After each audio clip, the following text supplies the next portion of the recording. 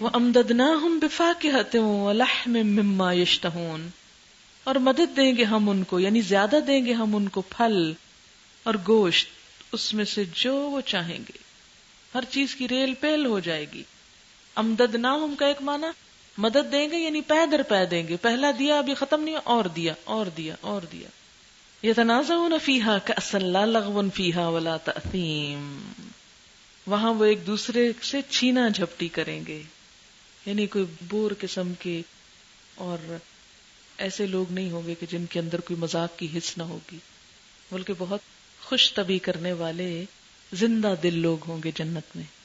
یہ تنازعون، آپس میں کھینچا تانی کریں گے، جھپٹیں گے، جھپٹ جھپٹ کے لیں گے، فیہا اس میں، کأسن جام شراب، لا لغو فیہا اس شراب کو پی کے کوئی بےہودہ گوئی نہیں ہوگی، کوئی بک بک نہیں کریں گے، ولا تأثیم اور نہ گناہ کے کام کریں گے۔ دنیا کی شراب کیا ہے؟ پیتے جاؤ تو دماغ کو چڑھ جاتی ہے، عقل معوف، بد زبانی شروع ہو جاتی ہے، اور اس کے بعد ہر غلط کام کرنے کو دل چاہتا ہے انسان کا۔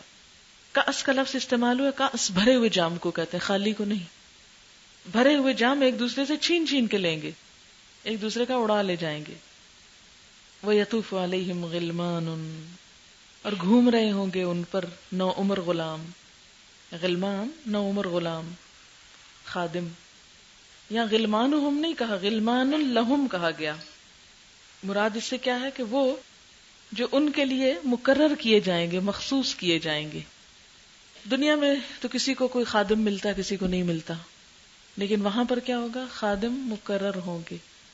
جیسے دنیا میں آپ نے دیکھا ہوگا کہ بہت عیش و عشرت کے ساتھ جو لوگ رہتے ہیں، تو انہوں نے ہر بچے کے ساتھ ایک آیا یا ایک جو سرونٹ ہے وہ مقرر کیا ہوتا ہے، یہ اس کو لک آفٹر کرے گا، اس کو یہ، اس کو یہ، اس کو۔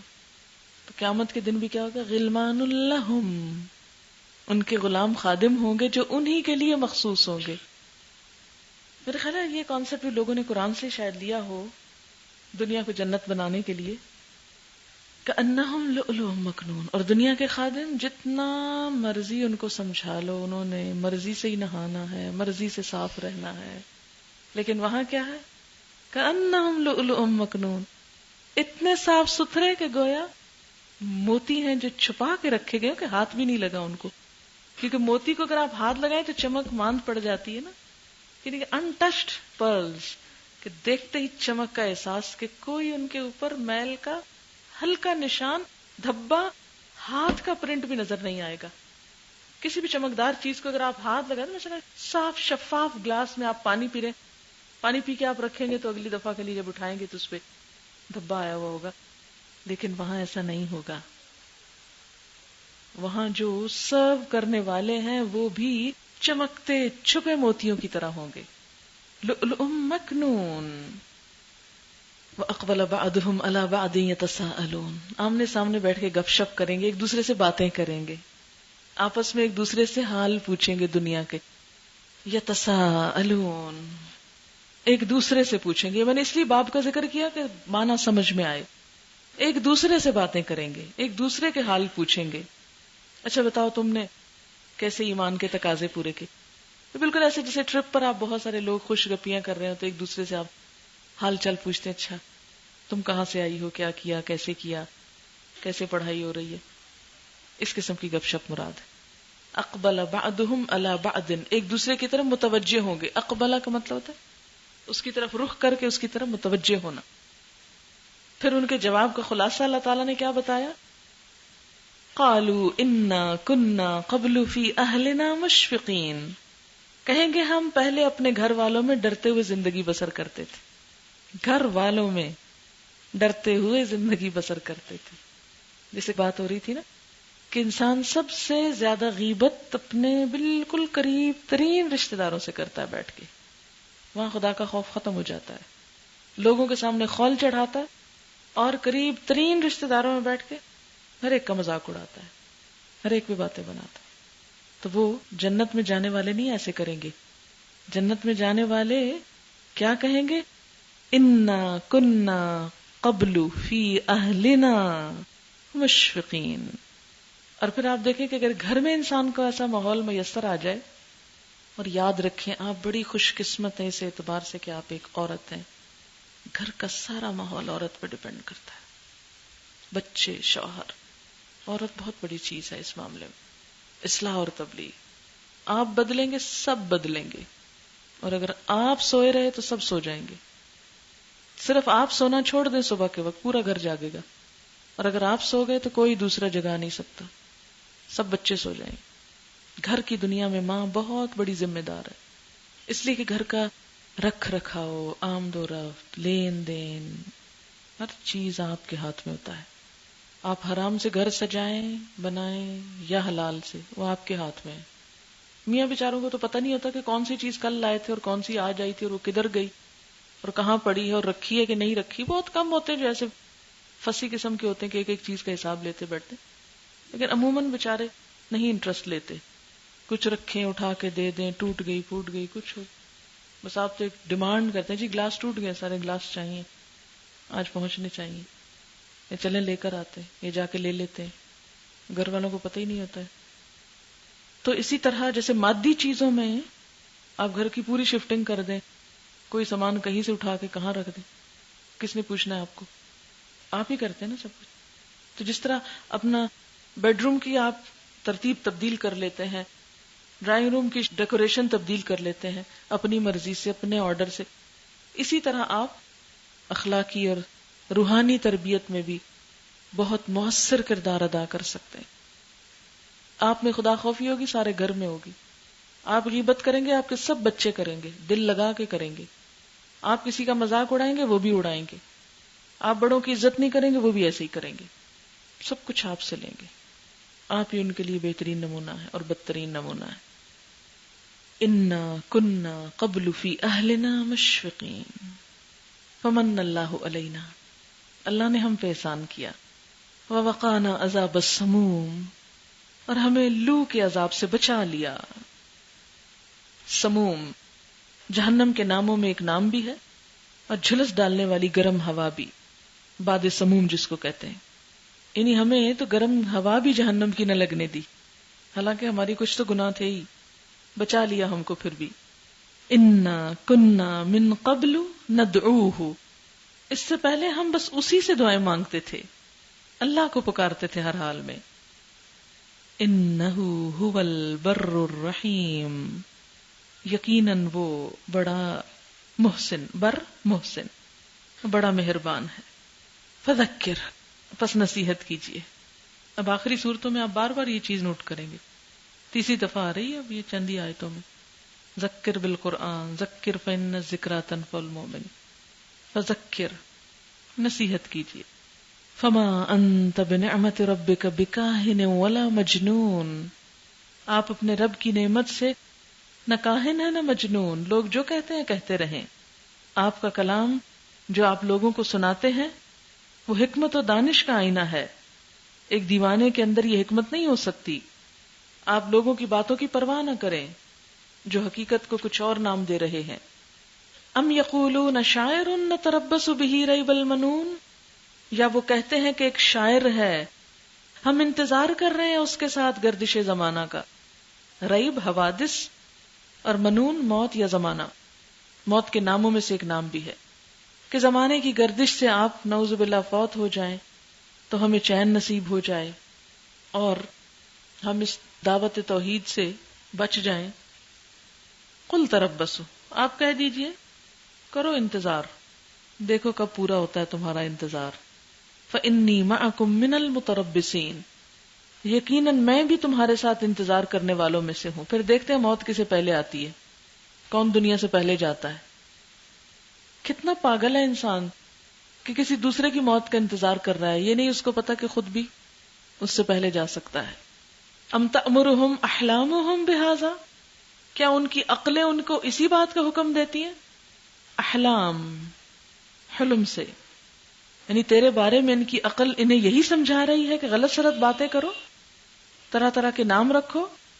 ام ہم قوم طاغون، یا یہ سرکش لوگ ہیں کہ ان کی سرکشی انہیں اس بات پہ آمادہ کیے ہوئے، اپنے آپ کو بڑے عقل مند سمجھتے، ان کی عقل انہیں یہی سبق سکھا رہی ہے کہ ایک اتنے معزز انسان کو تم ایسے نام دو، کاہن اور مجنون کہو.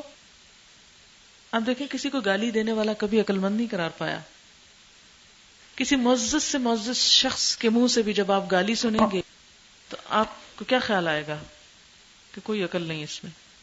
تو یہی بات اللہ تعالیٰ ان اہل مکہ کو احساس دلا رہے, تم اس کے اوپر الزام تراشی کر رہے ہو, یہ تمہارے اوپر پلٹ رہی ہے. آپ کو پتا نا جب کسی کو گالی دی جاتی ہے اگر وہ اس کا مستحق نہ ہو تو پھر کس پہ جاتی ہے, وہ خود اس پہ جاتی. جیسے کوئی کسی پہ لعنت کرتا ہے, اگر وہ مستحق نہیں کیا ہوتا ہے, آسمان میں جاتی, وہاں کوئی مستحق نہیں, زمین میں آتی, وہاں کوئی مستحق نہیں, تو واپس اسی پہ پلٹ آتی جس نے کسی کو دی ہو. تو اسی طرح گالی بھی. تو کوئی شخص جو کسی کے خلاف منہ کھولتا ہے اور گندگی اگلتا ہے وہ سب سے پہلے خود گندا ہوتا ہے. آپ دیکھیں نا, مثلاً ایک کپ ہے صاف ستھرا بڑا نفیس, لیکن اگر آپ اس میں گندا پانی ڈالیں اور گندا پانی اس میں سے نکالیں تو یہ برتن بچے گا, یہ صاف رہے گا, یہ نفیس کہلانا نہیں. تو جب ایک شخص کے منہ سے غیبت نکلنے لگتی ہے نا تو وہ اندر کا حال بتا دیتی ہے کہ اندر اتنا گند ہے. تو عقل مند شخص فوراً پہچان جاتا ہے کہ یہ جو بول رہا ہے, جو بندہ, اس کے اپنے اندر ہی خیر کوئی نہیں. ہر وقت شکایتیں کرنا, ہر وقت نیگیٹو باتیں کرنا, کس بات کی عکاسی ہے؟ آپ کی اپنی پرسنالٹی چاک ہو رہی ہے, آپ ننگے ہو رہے ہیں. اور ایسی چیزوں کو حدود کے اندر رہ کے کنٹرول کر کے کسی جگہ پہ دفنا دینا وہ اور بات ہے. لیکن ہر انسان کے اندر نجاست ہے, اس کے سٹمک میں. تو اس نجاست کو آپ کیا کرتے ہیں؟ عقل مند انسان کسی کی نظر نہیں پڑنے دیتا کسی نجاست پر. تو بالکل اسی طرح سوچ کی گندگی اور دلوں کا میل اور گندگی بھی ایسی نجاست ہے. عقل مند انسان اس کو کہیں ایسی جگہ جا دفن کرتا ہے کہ جہاں کسی کی نظر نہ پڑے, اور بے وقوف اسے ہر جگہ پھیلاتا ہے, ہر ایک کے سامنے پٹاری کھول کے بیٹھ جاتا ہے. اس سے ہوتا کیا ہے؟ کسی کا کچھ نہیں, سب لوگ سن رہے ہوتے ہیں, دیکھ رہے ہوتے ہیں, بے وقوف کہہ رہے ہوتے ہیں, بس ختم. زندگی میں کتنی بھی مشکل آئے, کچھ بھی ہو, ٹھیک ہے. جیسے میں غیبت کی طرف اشارہ کر رہی ہوں, ایسے تمام بیڈ فیلنگز, بیڈ حالات میں کیا ضروری ہے کہ انسان اسے لمیٹڈ ایسی مخصوص جگہ دفن کرے کہ جہاں سے نہ وہ خود کو نقصان دے اور نہ اوروں تک شر پھیلے. جیسے مردے کو کیا کیا جاتا ہے؟ دفن. اسی لیے اللہ تعالیٰ نے مردہ بھائی کا گوشت کھانے کا مکروہ عمل بتایا. اتنا گندا کام کرتے ہو تم جب یہ کام کرنے لگتے ہو. تو اب اگر مردے کو ایسے چھوڑ دیا جائے, کیڑے اس پہ پڑیں, ادھر ادھر چلیں پھریں, پھیلیں, تعفن پھیلے, اسمیل پھیلے, کیا حال ہوگا؟ اور اس میں سے کچھ آپ بھی کھانے لگے تو کیا عالم ہوگا؟ تو کرنا کیا چاہیے؟ اس کو ایک جگہ دفنا کے چین, بس وہاں بتائیں بات جہاں کو مسئلہ حل ہو, ادروائز مت پھیلائیں. جہاں بیٹھے لوگوں کو ڈسکس کرنا شروع کر دیے, گندگی آپ کے منہ سے اگل رہی ہے, آپ گندے ہو رہے ہیں. سننے والے تو جا کے مذاق ہی اڑائیں گے. بڑا عقل مند معتبر بنتا تھا, گفتگو یہ کرتا ہے, ام تأمرہم احلامہم بہذا, ان کی عقلیں ان کو اس بات کا حکم دیتی ہیں, ام ہم قوم طاغون, یہ سرکش لوگ ہیں کہ ان کی سرکشی نے اس پہ آمادہ کیے ہوئے. ام یقولون تقولہ, کیا یہ کہتے ہیں کہ اس شخص نے خود گھڑ لیا ہے, یعنی قرآن. بل لا یؤمنون, اصل بات یہ کہ ایمان نہیں لانا چاہتے. فلیأتوا بحدیث مثلی, انہیں چاہیے اس جیسی ایک بات لے آئیں جس میں ایسا نظم, اعجاز, بلاغت, حسن بیان, ندرت اسلوب, یقین, دلائل عقلی نقلی, سب چیزیں موجود ہوں. ایک بات لے آئیں, ایک پیس آف لٹریچر لے آئیں ایسا, ان کانوا صادقین, اگر وہ سچے ہیں. اور یہ چیلنج کئی دفعہ کیا گیا. دنیا کی واحد کتاب ہے جس نے انسان کی سوچ کو اتنے بڑے پیمانے پہ بدل ڈالا, اور پھر ہر شعبہ زندگی سے کلام کرتی. آپ نے دیکھا نہیں, ہر زندگی میں جو آپ کی بات آ رہی ہے نا, اس کا حل اس میں موجود ہے. اور پھر ایک ایسی قوم اس کتاب نے تیار کی کہ جس نے دنیا میں سب سے بڑا انقلاب برپا کیا, پرامن انقلاب. اور پھر ایسا شخص سناتا تھا جس کے گھر میں کوئی لائبریری نہیں تھی, کوئی استاد نہیں تھا, کوئی اور کسی علمی اکیڈمی سے اس کا رابطہ نہیں تھا. پھر وہ یہ سب حکمت کے خزانے اگل رہا تھا. کون تھا اس کے پیچھے؟ اللہ کی ذات. ام خلقوا من غیر شیء ام هم الخالقون, کیا یہ کسی خالق کے بغیر خود پیدا ہو گئی یا خود اپنے خالق ہیں؟ کیوں نہیں مانتے کہ اللہ نے ان کو پیدا کیا؟ اگر اللہ نے نہیں کیا تو کس نے پیدا کیا؟ یا یہ خود اپنے آپ کو بنا لائے ہیں؟ ام خلقوا السماوات والارض، اور یہ جو زمین و آسمان تمہارے آس پاس ہے یہ کیسے بن گئے تھے؟ یہ کس نے بنائے؟ کیا انہوں نے بنائے؟ بل لا یوقنون، اصل بات یہ ہے کہ یہ یقین نہیں رکھتے۔ کس بات کا یقین نہیں رکھتے؟ کہ یہ سب کچھ دراصل اللہ تعالیٰ نے بنایا ہے، خود سے تو ایک پتا بھی نہیں بنتا۔ ام عندہم خزائن ربک، کیا ان کے پاس تیرے رب کے خزانے ہیں؟ ام ہم المسیطرون، یا یہ محافظ بنائے گئے ہیں، یا ان پر انہی کا حکم چلتا ہے کہ جس کو چاہیں دیں، جس کو چاہیں نہ دیں، جسے چاہیں زندہ رکھیں، جسے چاہیں موت سے نوازیں۔ یعنی کیا اللہ کے خزانوں پر ان کا تسلط ہے؟ اچھا، یہ مسیطرون اصل میں سین سے تھا، سطر والا، اسی لیے اوپر چھوٹا سا سین پڑا ہوا ہے۔ سطر کہتے ہیں لکھی ہوئی چیز کو، تو مسیطر کہتے ہیں محافظ اور نگران کو، کیونکہ محافظ اور نگران ہر بات لکھتا ہے نا، فرشتے ہر چیز لکھ رہے ہوتے ہیں، مسیطر، اسی لیے یہاں بھی یہ محافظ کے معنوں میں استعمال ہوا۔ ام لہم سلم، یا ان کے پاس کوئی سیڑھی ہے، یستمعون فیہ، کہ جس پہ چڑھ کے یہ سن سکتے ہوں، یعنی محمد صلی اللہ علیہ وسلم کی طرح یہ بھی آسمانوں پہ جا کر ملائکہ کی باتیں سن لیں یا وہی سنائے ہوں۔ فَلْيَأْتِ مُسْتَمِعُهُمْ بِسُلْطَانٍ مُبِينٍ، چاہیے کہ آگے آئے ان کا سننے والا کھلی دلیل کے ساتھ، جو یہ دعویٰ کرتا ہے کہ میرے پاس بھی یہ سب کچھ ہے اور میں بھی یہ سب کر سکتا ہوں، تو اسے چاہیے کہ وہ کھلی دلیل لے آئے۔ یعنی اگر تم رسول کی بات ماننے سے انکار کر رہے ہو تو پھر کیا تم نے خود سے ہدایت کا کوئی ذریعہ تلاش کر رکھا ہے سیڑھی لگا کر؟ ام لہ البنات، یا اس اللہ کی ہیں بیٹیاں، وَلَكُمُ الْبَنُونَ، اور تمہارے ہیں بیٹے۔ اللہ تعالیٰ کی ذات کو تم کیا سمجھتے ہو کہ تم اس کے لیے وہ چیز تجویز کر رہے ہو جو خود پسند نہیں کرتے؟ ام تسألہم اجرا فہم من مغرم مثقلون، یا آپ ان سے کوئی اجر مانگ رہے ہیں کہ یہ زبردستی پڑی ہوئی چٹی کے بوجھ تلے دبے جا رہے ہیں، مثقلون، بوجھل ہو رہے ہیں، اس کی ادائیگی ان کے لیے مشکل ہو رہی ہے، یہ سمجھتے قرآن پڑھنا بڑا مشکل ہے، اتنے پیسے لگتے ہیں ہم نہیں دے سکتے۔ آپ تبلیغ پر ان سے کچھ مال تو نہیں بٹور رہے؟ آج کے دور میں پھر بھی لوگوں کو کتابوں کا خرچ کرنا پڑتا ہے، اس دور میں تو یہ بھی خرچہ نہیں تھا، حافظ ہی اتنے اچھے تھے کہ صرف سنی ہوئی بات ہی سمجھ آ جاتی تھی، اس لیے کچھ بھی خرچ نہیں کرنا پڑتا تھا۔ ام عندہم الغیب فہم یکتبون، یا ان کے پاس کوئی غیب کا علم ہے کہ وہ لکھ رہے ہیں کہ ضرور محمد صلی اللہ علیہ وسلم پہلے دنیا سے چلے جائیں گے اور یہ بعد میں رہ کے عیش و عشرت کریں گے اللہ کی نافرمانی میں۔ ام یریدون کیدا، یا کہ کوئی چال چلنا چاہتے ہیں، فالذین کفروا ھم المکیدون، تو جن لوگوں نے کفر کیا وہی مکر کیے گئے ہیں، وہی چال چلے گئے، وہ فریب خوردہ ہیں مراد ہے۔ ام لہم الہ غیر اللہ، کیا ان کے لیے اللہ کے سوا کوئی الہ ہے؟ سبحان اللہ عما یشرکون، پاک ہے اللہ اس سے جو وہ شریک ٹھہراتے ہیں۔ وَإِن يَرَوْا كِسْفًا مِّنَ السَّمَاءِ سَاقِطًا كِسْفًا سَاقِطًا يَقُولُوا سَحَابٌ مَّرْكُومٌ، یہ لوگ آسمان کے ٹکڑے بھی گرتے ہوئے دیکھ لیں تو کہیں گے بادل ہیں جو امڈے چلے آ رہے ہیں۔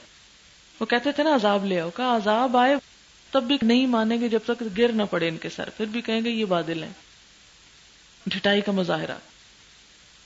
فذرہم، چھوڑو ان کو، حتی یلاقوا یومہم الذی فیہ یصعقون، یہاں تک کہ یہ اپنے اس دن کو پہنچ جائیں جس میں یہ مار گرائے جائیں گے، بے ہوش کیے جائیں گے۔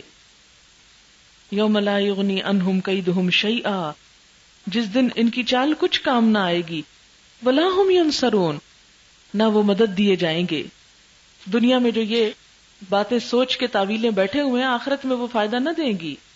وَإِنَّ لِلَّذِينَ ظَلَمُوا عَذَابًا دُونَ ذَلِكَ، اور ان لوگوں کے لیے جنہوں نے ظلم کیا اس کے علاوہ بھی عذاب ہے۔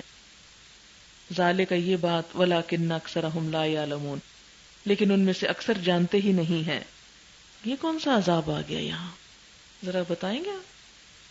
وَإِنَّ لِلَّذِينَ ظَلَمُوا عَذَابًا دُونَ ذَلِكَ، یعنی بڑے آخرت کے عذاب سے پہلے بھی ایک عذاب ہے، وہ کدھر ہے؟ عذاب قبر کی طرف اشارہ ہے۔ وَلَكِنَّ أَكْثَرَهُمْ لَا يَعْلَمُونَ، لیکن ان میں سے اکثر جانتے ہی نہیں ہیں، مانتے ہی نہیں ہیں۔ وَاصْبِرْ لِحُكْمِ رَبِّكَ، صبر کیجیے اپنے رب کا حکم آنے تک۔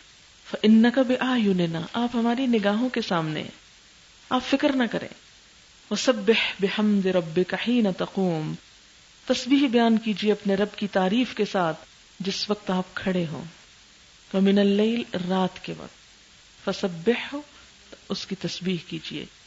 وادبار النجوم، اور ستاروں کے پیٹھ پھیرنے کے وقت، یعنی صبح کے وقت. اب اس میں یہ جو صبر کے بعد تسبیح کی بات ہے تو اس سے کیا پتہ چلتا ہے کہ تسبیح غم دور کرتی ہے. جیسے حضرت یونس علیہ السلام نے تسبیح کی تھی اور اللہ تعالیٰ فرماتے ہیں نا اگر یہ نہ ہوتا کہ وہ تسبیح نہ کرتا قیامت تک اس مچھلی کے پیٹ میں رہتا. تو یہاں سے ہمیں کیا پتہ چلتا ہے کہ ہمیں کیا کرنا ہے؟ اللہ کا پیغام پہنچانا ہے، مشکل پیش آئے تو صبر کرنا ہے، اور ہمیشہ یاد رکھنا ہے کہ اللہ دیکھ رہا ہے مجھ کو. لوگ اگر مجھے جھوٹا بھی کہیں، فریبی بھی، جو مرضی کہیں، وہ دیکھ رہا ہے مجھ کو. فَإِنَّكَ بِأَعْيُنِنَا، اور مشکل پیش آنے پر بے صبری اور ایسا نہیں کرنا کہ جس سے اللہ تعالیٰ ناراض ہوں، بلکہ سبح، تسبیح کرنی. کس وقت؟ حین تقوم، جب آپ اٹھیں، کھڑے ہوں. کسی مجلس سے اٹھے تو سبحانک اللہم وبحمدک نشہد ان لا الہ الا انت نستغفرک ونتوب الیک. اسی طرح جب نیند سے اٹھے تو الحمدللہ الذی احیانا بعد ما اماتنا. اسی طرح ایک اور حدیث میں آتا ہے کہ آپ نے فرمایا کہ جب تم نیند سے بیدار ہو تو بستر سے اٹھو اور اپنے رب کی تسبیح کے ساتھ اس کی حمد کرو. صبح میں ایک حدیث پڑھ رہی تھی اور مجھے بڑی پریشانی ہوئی پڑھ کے کہ نبی صلی اللہ علیہ وسلم کے پاس 3 یا 4 لوگ آئے اور انہوں نے ان سے کہا یا رسول اللہ صلی اللہ علیہ وسلم آپ ہمارے لیے دعا کیجئے اللہ ہماری منافقت دور کر دے، ہم بہت سوتے ہیں. 3 یا 4 لوگ تھے اور ہر ایک نے کہا ہمارے کم سونے کی دعا کریں، ہم سوتے بہت ہیں. ایک شخص آتا خود اقرار کرتا یا رسول میں منافق ہوں، جھوٹ بھی بولتا ہوں، یہ بھی کرتا ہوں، وہ بھی، اور میں سوتا بھی بہت ہوں، آپ دعا کریں میں سونا کم کر دوں. تو میں سوچ رہی تھی ہر شخص نے آ کے کہا میں سوتا بہت ہوں. تو اس سے پتہ چلا کہ ضرورت سے زیادہ سونا، وقت بے وقت سونا، فجر کے بعد سونا یا فجر پڑھے بغیر ہی سوتے چلے جانا، یہ کس چیز کی علامت ہے؟ تو آپ نے ان کے لیے دعا کی. یہاں پر اس سے مجھے ایک دم یاد آیا نیند سے بیدار ہو کر آپ صلی اللہ علیہ وسلم خود بھی یہ عمل کرتے اور صحابہ کو بھی سکھاتے کہ نیند سے بیدار ہو تو یہ الفاظ بھی پڑھیں لا الہ الا اللہ وحدہ لا شریک لہ لہ الملک ولہ الحمد وہو علی کل شیء قدیر سبحان اللہ والحمد للہ ولا الہ الا اللہ واللہ اکبر ولا حول ولا قوۃ الا باللہ. اور جب آپ کھڑے ہوں یعنی نماز میں کھڑے ہوں سبحانک اللہم وبحمدک اس وقت بھی پڑھتے ہیں ہم. اور اسی طرح جب دین کا کام کرنے لگے تو آخر میں پھر یہی دعا پڑھیں. نبی صلی اللہ علیہ وسلم اپنے خطبوں کا آغاز حمد و ثنا سے کرتے تھے، نحمدہ و نصلی سے. اور اسی طرح اگر نمازیں مراد لی جائیں تو صبح اٹھو تو نماز پڑھو، ظہر قیلولہ کر کے اٹھو تو نماز پڑھو، دکانداری سے اٹھو تو نماز پڑھو، اور باقی اوقات میں بھی اللہ کو یاد کرو. اور پھر وَمِنَ اللَّيْلِ رات کے وقت بھی، عشاء کے وقت اٹھو کی بات نہیں وہاں آئے گی نا، وہاں رات تو ویسے ہی بندہ بیٹھا ہوتا ہے گھر والوں کے پاس ریلیکس کر رہا ہوتا ہے.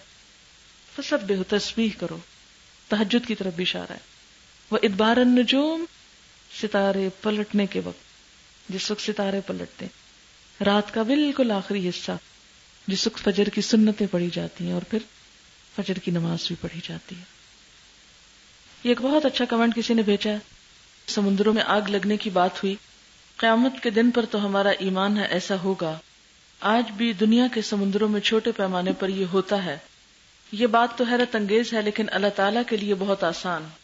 زیادہ تر اوشنز کے نیچے انڈر واٹر والکینوز ہوتے ہیں. جب یہ والکینوز پھٹتے ہیں تو ان سے نکلنے والا دھواں سمندر میں سے اٹھتا ہوا نظر آتا ہے. ایک تحقیق کے مطابق دنیا کے سب سے بڑے پیسیفک اوشن کی سطح کے نیچے تقریباً 32 ملین انڈر واٹر والکینوز ہیں. یہ سب جب ایک ساتھ پھٹ گئے تو کیا ہوگا؟ ایک عورت گھریلو معاملات سے تنگ آ کر خودکشی کرتی ہے اور اپنے آپ کو آگ لگا دیتی. اس وقت نہیں مرتی، کچھ دن زندہ رہتی ہے، پھر وہ سچے دل سے توبہ کرتی ہے تو اس کے بارے میں کیا ہے تو اللہ ہی بہتر جانتا ہے.